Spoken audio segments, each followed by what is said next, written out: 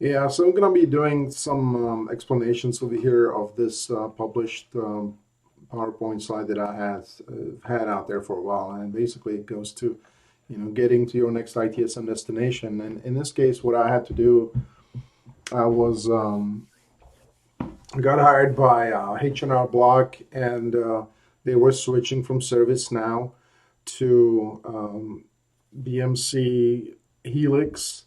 And they basically, the day before I started, they fired the entire ServiceNow crew, whoever they were. They were just gone. So I had nobody to actually work with me.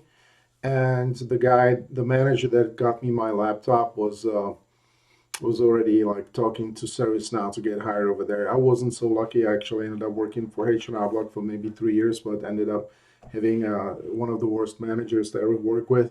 The guy like never wanted to talk to me. When I had a like one-on-one with him, he was more interested about his dog being hungry and needed to be fed and walked.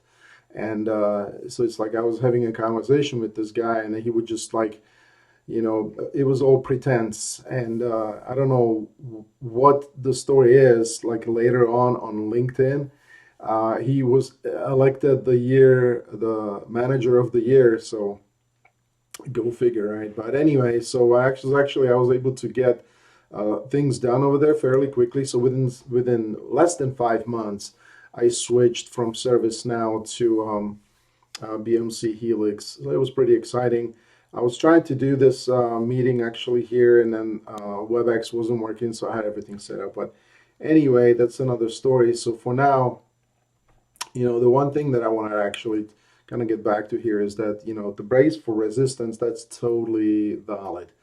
There is going to be people that want you to fail, just like the people that are on opposite parties in the United States. You will see the same thing in corporations. They want you to fail. So there's going to be maybe 50 or 60% of the team actually that's been around, that you just got hired there.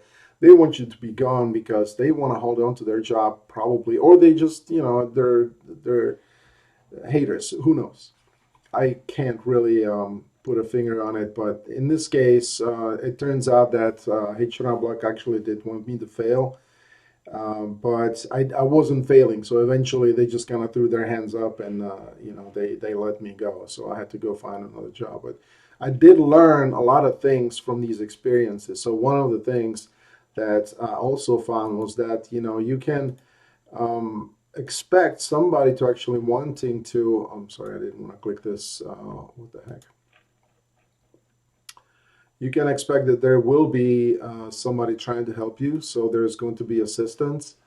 So embrace the assistance. Look for birds of feather. Look for people with common interests in the end result, and partner with them right away.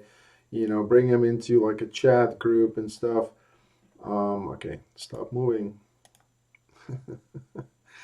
So that people that are basically tasked with having that challenge, they may not even have a technical knowledge. They just want to get things done, because there's a lot of actually nonsense in corporations. There are tiers that you may have like 5 or 6 managers managing 3 people, right?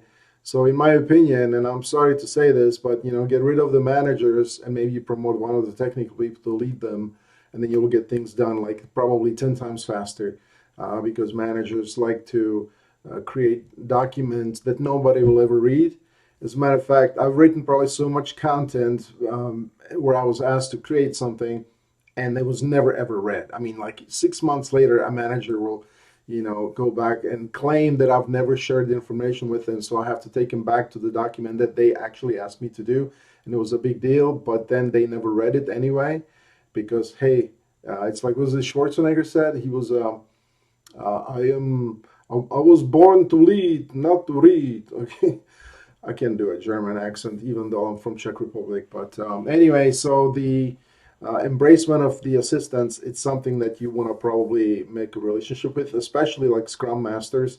They're usually not implemented with deployments, but currently we have one that's associated with the actual project. Poor guy. he's always depressed. But anyway, so I'm gonna move on to what's going on today. So we have, there were things that basically we were told some news today. I can't really talk about what those news are, uh, but it wasn't good for some people. And now you're kind of looking, how can I perform so that I am not anywhere within the percentage that they're looking for? Okay, if you can read between the lines here. So that's kind of my day today.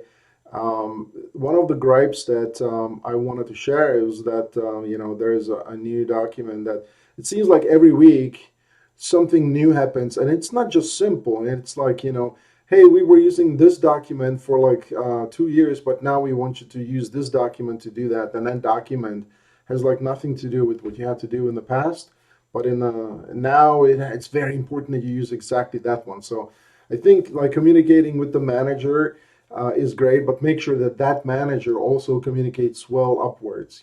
Don't put your eggs in a basket where that manager doesn't communicate well. So fortunately, I think I'm lucky that I have a manager that is communicating pretty well. Although there is a person in the tier that's been difficult to deal with, and whether that will improve, I don't know. I'm gonna trust in the system that the system work it out.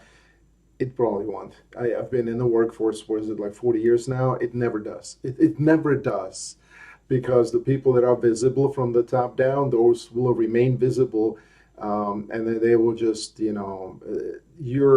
you're not anywhere like in the director level, you can forget it. It's just not going to happen. Anyway, so that's my share for today. I'm going to try to do these more often. So I'll see you for my next video.